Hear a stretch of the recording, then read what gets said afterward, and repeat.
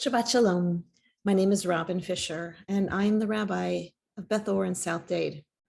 In Shabbat Vayishlach this week, we find Jacob getting ready to meet his twin brother Esau after Jacob stole his brother's inheritance and fled to a far-off land, almost 20 years earlier.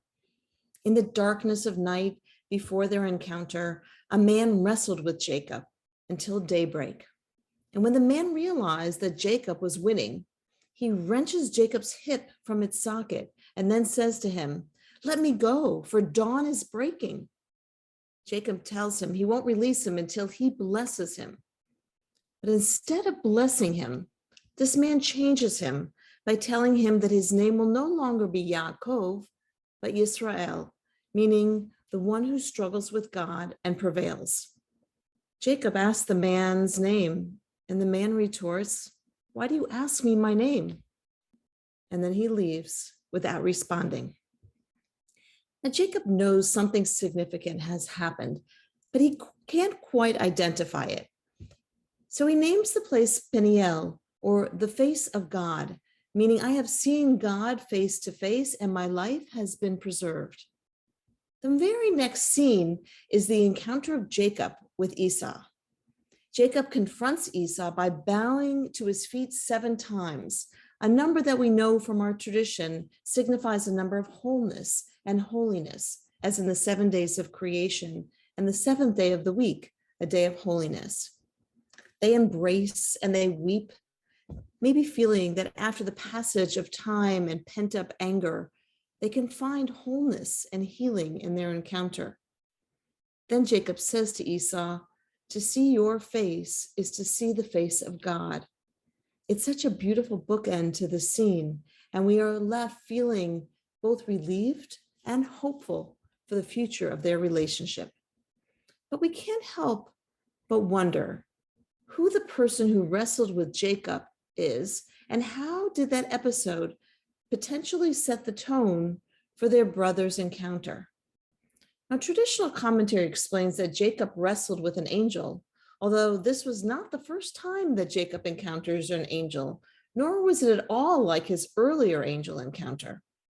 You may remember in that first angel encounter that he dreamt of angels going down and up a ladder.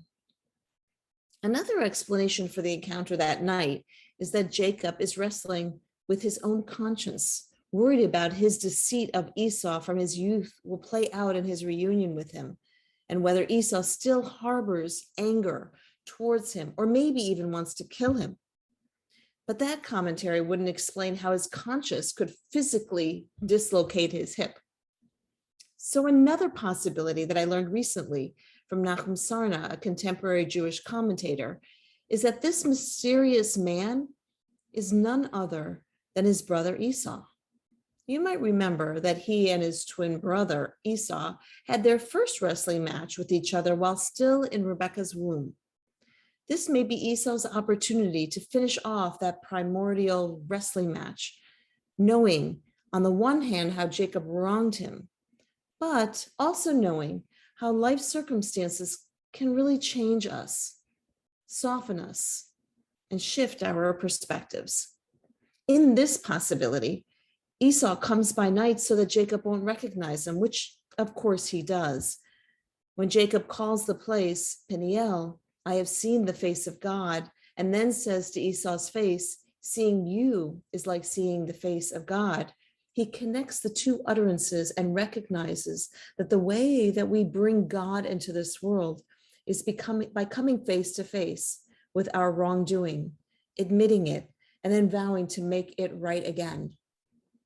We are all wrestlers, all of us fallible human beings with the potential to bring out the Jacob within each of us, to come face to face with others. And in so doing, we can see the face of the divine and bring healing into our lives and into the world. Shabbat Shalom.